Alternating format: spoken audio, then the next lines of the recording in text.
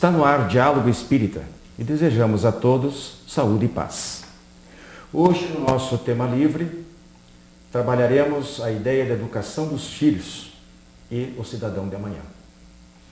Depois, em Espiritismo Responde, temos boas perguntas, muito boas perguntas. Será que a morte dói? E as possessões demoníacas, será que são possíveis? Ou é mera fantasia? Tudo isso a gente vai ver daqui a pouquinho. Hoje também nós estamos estreando um novo quadro, Nosso Lar, muito interessante, vocês vão gostar. Certinho então? Para você que é muito especial, Diálogo Espírita.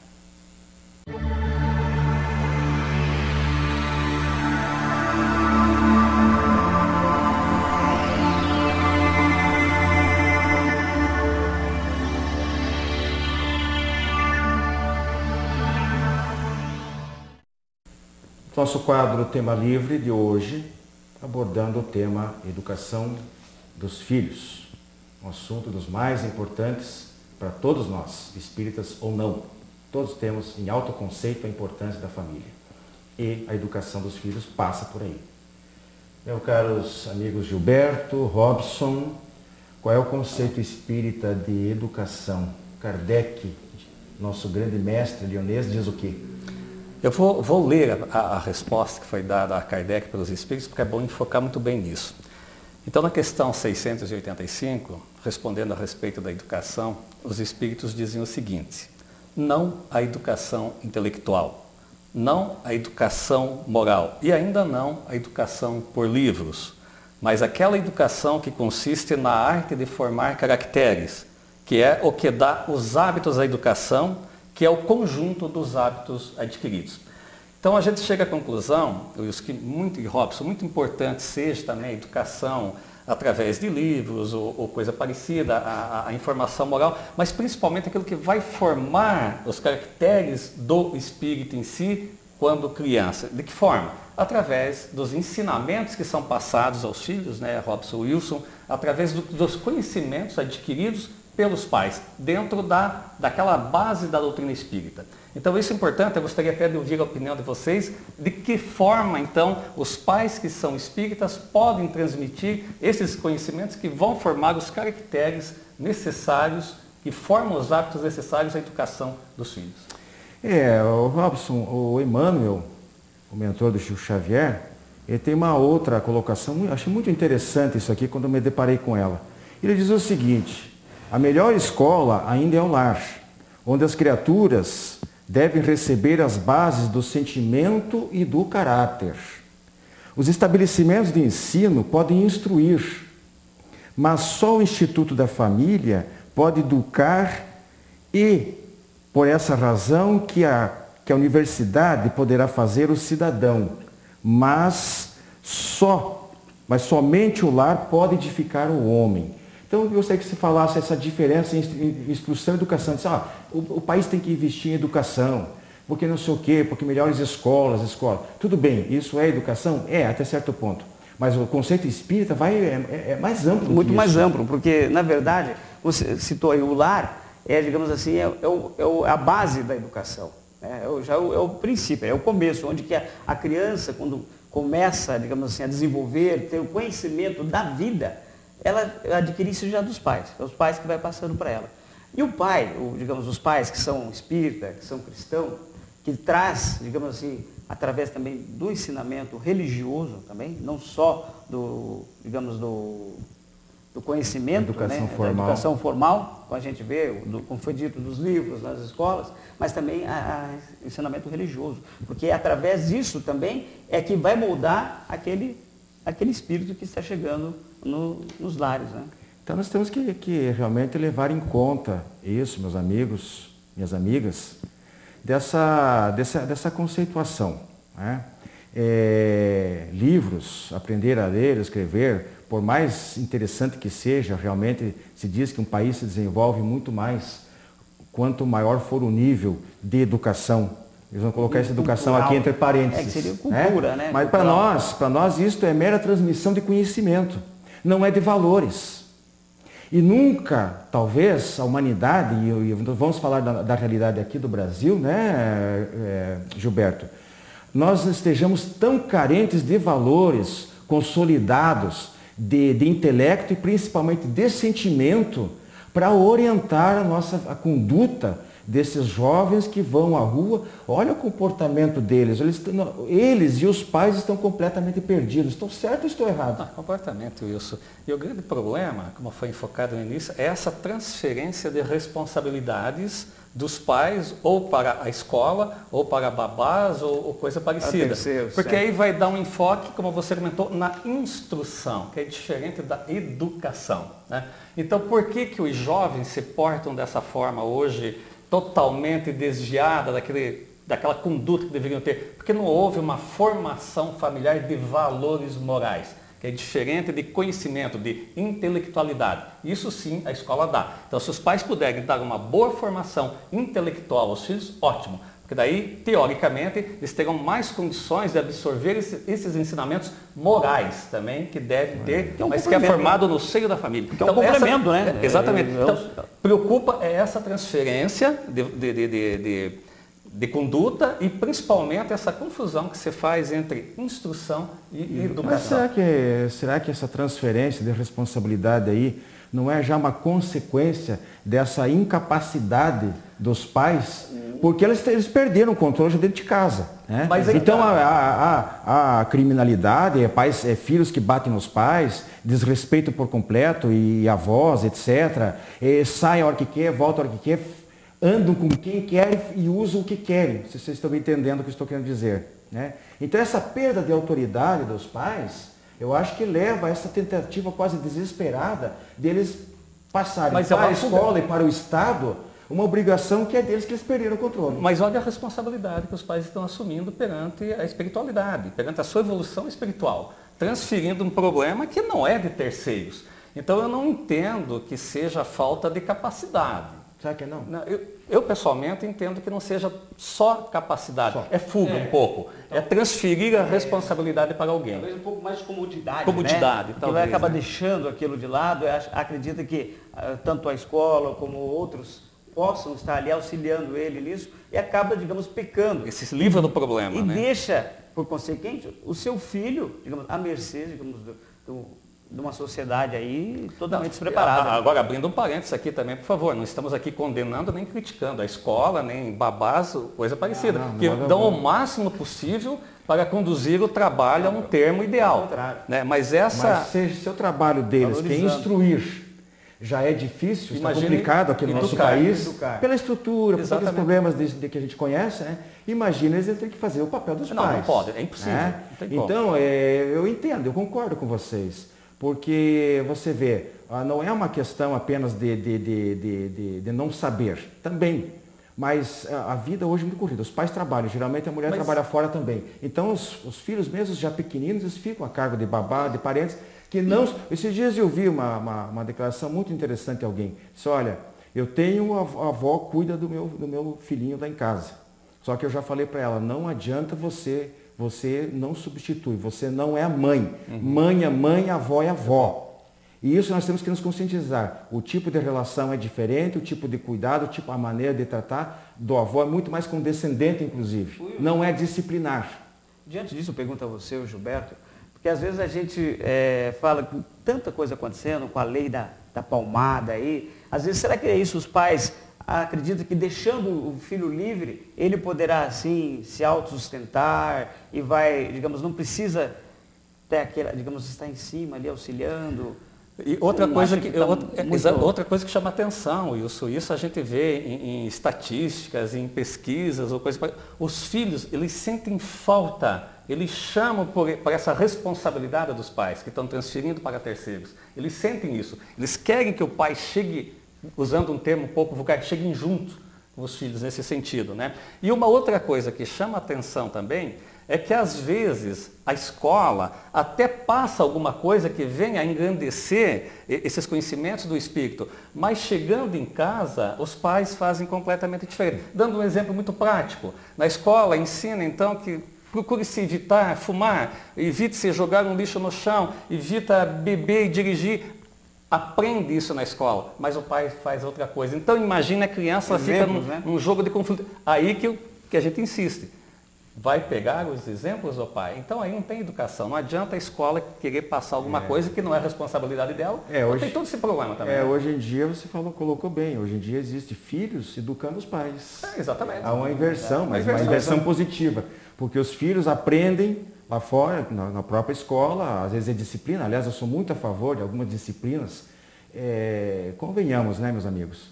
Você coloca tanta matéria, tanto conhecimento, tanta instrução inútil, que às vezes a pessoa não vai usar nunca na vida. Mas aquilo que ela precisa no dia a dia, às vezes ela não aprende. Então, eu acho que, por exemplo, educação de trânsito, só para ficar no exemplo, ele falou em trânsito ali, educação de trânsito, você deve vir lá de baixo, sabe? Eu conheço pessoas, conheço pais, conheço filhos, que são educados, eles cobram dos pais se o pai não esquecer de colocar o cinto de segurança, por exemplo. Se o pai pensar em beber, nem pensar, ele diz que não entra no carro. Eu pessoalmente conheço casos assim. E são crianças pequeninas, da faixa de 7 anos, sabe? Então isso é maravilhoso, isso já é um indício de que essa nova geração de espíritos realmente regenerados ou em regeneração estão chegando para substituir essa turma mal acostumada que está aí, que é a nossa geração ainda. Mas até chegar lá, né? Queria que vocês complementassem.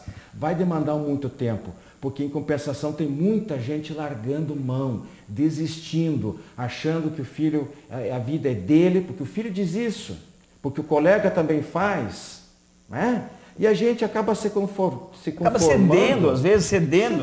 Deixando muito à vontade, digamos assim. Não tem uma disciplina, não é? Exatamente, onde que cai no erro aí, né? De todos os excessos que pode cometer. Mas a gente volta ao enfoque inicial. Falta de tempo, os pais trabalham, ou não tem tempo de ficar com a família, muito embora isso tudo seja alguma desculpa, porque como diz o ditado, tempo é uma questão de preferências, né? Então há necessidade do acompanhamento. Você não pode, não tem como, no mundo que nós vivemos hoje, você querer prender o seu filho a 4 paredes, mas você não pode dar uma liberdade total, sabendo que vai de encontro com aquilo que não é o que você prega em termos de valores morais, né? E no mínimo chamar e mostrar. Mostrar os dois caminhos. Isso é errado. Por mais que haja aceitação social, por exemplo, de menor beber ou de uso de drogas porque querem liberar a maconha, não interessa. Isso faz mal, isso vai te prejudicar a vida. Esqueça esse caminho. Esse é o certo, esse é o errado. Agora, a partir de um certo momento da idade da criança, do jovem, ele passa a assumir totalmente o seu livre-arbítrio. E daí ninguém segura mais. O que acontecer daí para frente, mesmo que a gente continue orientando os pais, né? Continue orientando e tudo. Mas se ele der cabeçada aí fora, vamos usar esse termo bem comum, é problema dele.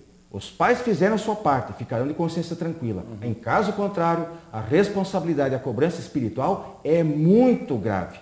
Porque Deus nos coloca esses espíritos nas mãos. Cuide dessa joia rara. Faça essa criatura crescer espiritualmente e ser feliz. É nossa responsabilidade as consequências, tudo que acontecer com essa pessoa no futuro.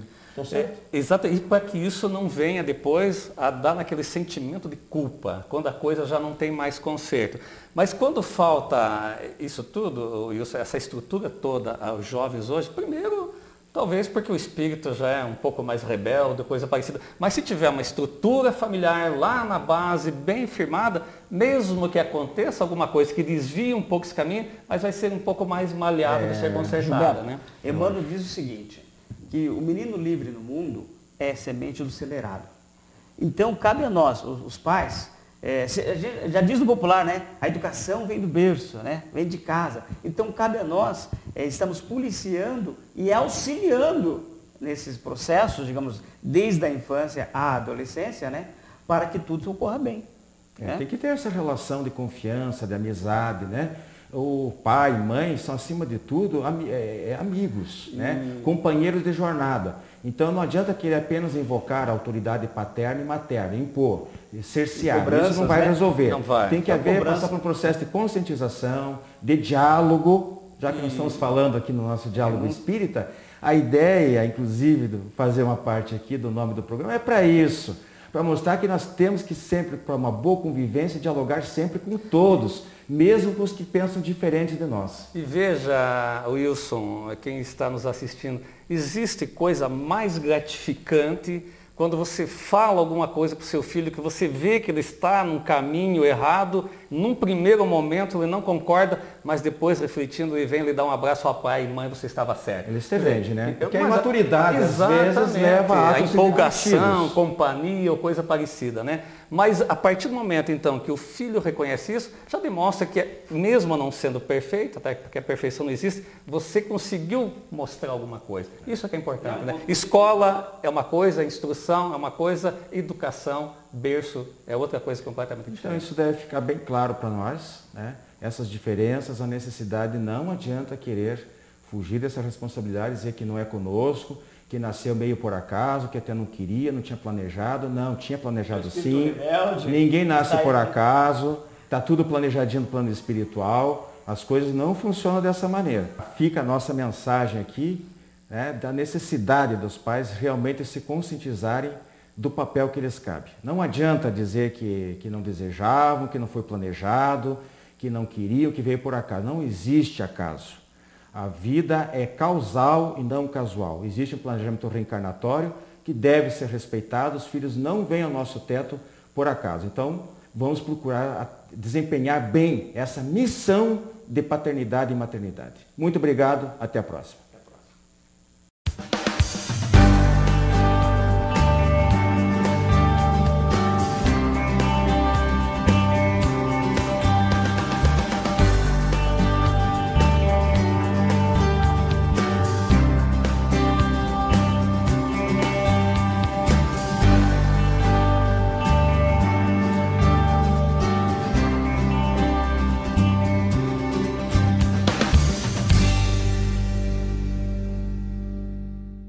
Você tem um familiar ou amigo com problemas de álcool ou drogas? Venha conhecer a comunidade psicossomática Nova Consciência em Capivari. Uma clínica com médico, psicólogo, terapeutas e especialistas no tratamento da dependência química. Atendemos pacientes do sexo masculino com período de recuperação de 4 a 6 meses para desintoxicação, terapia, conscientização e renovação de valores. Maiores informações, acesse comunidadenovaconsciência.com.br ou ligue 34917000 com Saulo ou Arnaldo. A editora M traz a público o romance Filhos de Ninguém, do espírito Dizzy Akbar, e psicografia de Pedro Santiago. O livro tem 255 páginas e a história começa quando um advogado e comerciante de São Paulo passa a ter visões de uma mulher que o conhecera na infância, quando ele era um menino abandonado. Pedro Santiago escreveu, entre outras obras, Rabone, Novos Rumos. O endereço eletrônico para contato é editoram@editoram.com.br.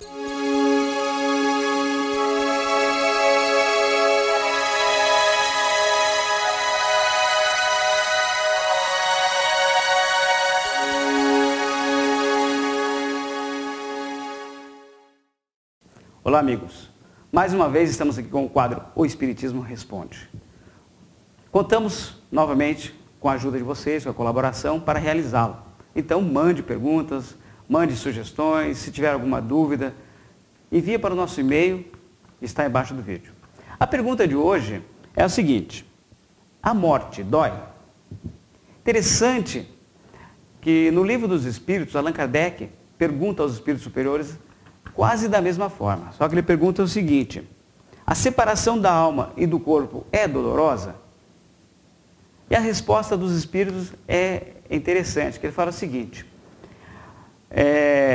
não, o corpo sofre mais durante a vida do que com a morte.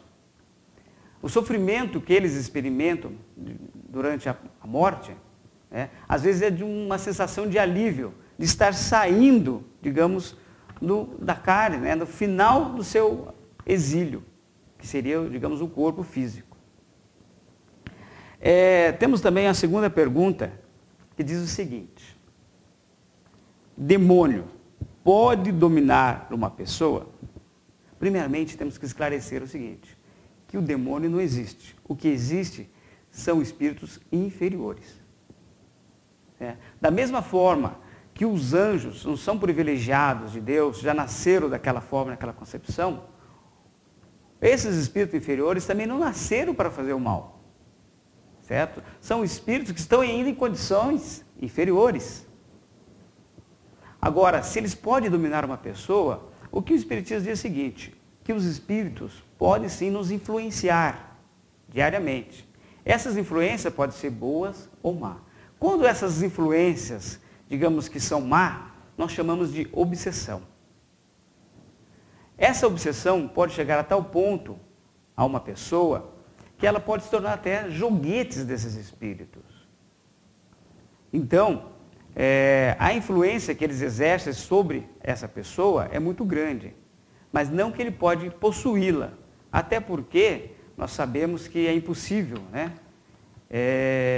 Dois corpos ocuparem um espaço ao mesmo tempo.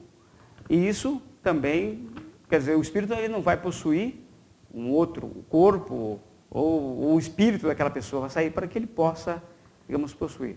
Nada disso. O espírito ele pode se influenciar. Dessa maneira, é claro, essas influências podem sim ser catastróficas, aquelas pessoas que estão sendo influenciadas. Mas para isso tem um remédio. Tudo tem um remédio. Certo? Jesus já dizia orar e vigiarmos. Através da nossa oração, através da vigia, né, que nós também, digamos assim, seria a cura, o lenitivo para isso, né, para que se distanciamos desses espíritos obsessores. Bom, amigos, então, nosso quadro termina aqui hoje. Até a próxima vez. Obrigado.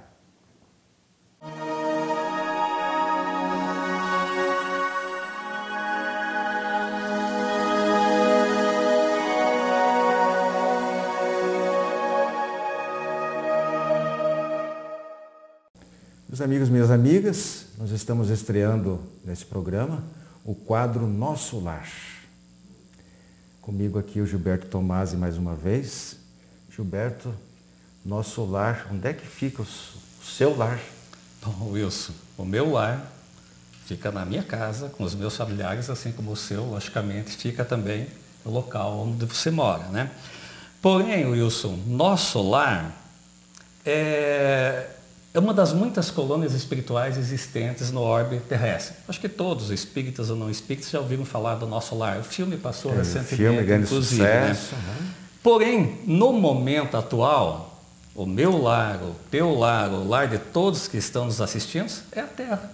É aqui que nós estamos encarnados. Então, o nosso lar é a Terra. É aqui que nós temos que ter condições, né, de viver bem. De que forma? A gente vai desenrolar no decorrer do quadro. Então, meu lar é na minha casa, nosso lar é aqui na Terra onde nós estamos. Pois é. Isso aí a gente vai, como ele disse, na sequência dos programas, a gente vai falar um pouco do lar de lá, um pouco do lar de cá. São talvez as duas faces da mesma moeda. Apesar que eu sei que você trouxe algumas informações interessantes, você frisou bem, não é só uma colônia. Não. Todo mundo tem várias colônias espirituais, várias cidades espirituais. E aí um dia a gente vai abordar melhor essa questão. Onde é que estão, como é que se sustenta, como é que fica, é fluídico, é energético, é sólido. Isso a gente vai tratar num outro momento. Mas nesse aspecto aí, porque a gente tem, eu vejo, sabe, Gilberto, muita gente dizendo assim, bom, eu vou fazer o possível para ir para o nosso lar. Bom, primeiro lugar, que nosso lar não é lá essas coisas. Não é nada especial, né? Geralmente nós chegamos lá como carentes. Para ser socorrido. Melhor se nós não precisarmos ir lá. Não tem nem dúvida. Certo? Com certeza. Não adianta nós queremos escolher o local para onde nós vamos querer ir depois do desencarne. Nosso lar ou outra qualquer colônia. Para ser socorrido, não. Né? Eu acho que nosso trabalho aqui deve ser feito no sentido de realmente não passar nem para umbral nem pensar. Nem pensar. Eu acho que nós não estamos nesse estágio, né? Felizmente. Né? Mas veja, até porque nessas várias colônias espirituais, você vai dependendo da tua necessidade como espírito desencarnado. Por quê? Porque existem colônias de estudos de desenvolvimento, colônias socorristas, colônias de autoconhecimento científico, cultural. Então depende do estágio evolutivo de cada espírito para saber em qual colônia você vai. Lembrando sempre, como você falou, que muito embora seja lá colônias espirituais de desenvolvimento científico, cultural, não significa dizer que você esteja lá num patamar evoluído. Se você estiver, você vai lá, talvez, para ensinar, mas geralmente é para aprender. Então não tem como querer escolher qual colônia você vai. Isso é muito, relativamente, depende do teu estágio evolutivo. Vamos esquecer esse estágio evolutivo, do que você está fazendo aqui nesse momento. Né? Porque a cada um segundo suas obras. Exato, não tem já disse dúvida, Jesus. Né? Então não adianta querer ganhar as coisas de graça. Não adianta querer barganhar com Deus. Não adianta querer fazer mimos, agradozinhos só com dinheiro, sabe? Não é isso. São Paulo define a caridade de outra maneira. Ele diz que pode dar até a roupa do corpo, mas se não houver sentimento de amor, realmente genuíno de caridade, não vai adiantar nada. Ele pode falar, pode ser xenoglota, falar muitas línguas, pode curar os doentes. E ainda assim, se não tiver caridade, de nada não vai adiantar. Vejo isso a título de curiosidade até, que a gente possa falar a respeito. Existe então a colônia espiritual, por exemplo, uma colônia de regeneração. Tá? Fica onde se vai trabalhar a tua recuperação, aquilo que não está muito legal em você. Colônia Amigos da Dor, tá? Quando você desencarna com um sentimento de dor, de sofrimento, e por aí vai, né? Colônia onde você vai lá desenvolver um trabalho qualquer. Então, você falou que tem uma no Paraná aí? Tem, Wilson, está aqui, quer ver? A título de curiosidade. Então, tem a colônia chamada Colônia Bom Retiro. Eu vou ler aqui para deixar bem claro. Então, a Colônia Bom Retiro localiza-se no estado do Paraná, tendo um formato de losango. Além de dar socorro aos desencarnados, que todas as colônias dão, né? Então, essa colônia Bom Retiro, localizada no Paraná, ela tem como objetivo principal a função de dar a volta ao reequilíbrio dos espíritos. Geralmente a gente desencarna totalmente desequilibrado. Então é interessante isso. Essa colônia fica aqui no Paraná. Não sei exatamente em qual local, né? Mas fica aqui no Paraná essa colônia. Então, veja só. O nosso lar, talvez, pelo que você está me passando aí, para mim até algumas coisas são notícias, informações novas, mas nosso lar parece, talvez, por isso que seja realmente o mais conhecido. Acho que é o mais completo, porque ele é dividido lá em vários departamentos. Exatamente. Né? São sete uma colônia só, 27. E ela tem lá o encarregado da reencarnação, da regeneração, então tem cursos, tem recuperação de aquelas criaturas fluidicamente muito combalidas, né? Então ela é realmente completa. Claro, quem imagina, se a gente está brincando aqui, que o ideal seria nem passar pelo nosso lar. Claro que seria já um grande merecimento. André Luiz ficou 7 ou 8 anos no umbral até merecer ser socorrido e ir para lá. Quem somos nós para falar em contrário, menosprezar isso aí? Não é nesse sentido.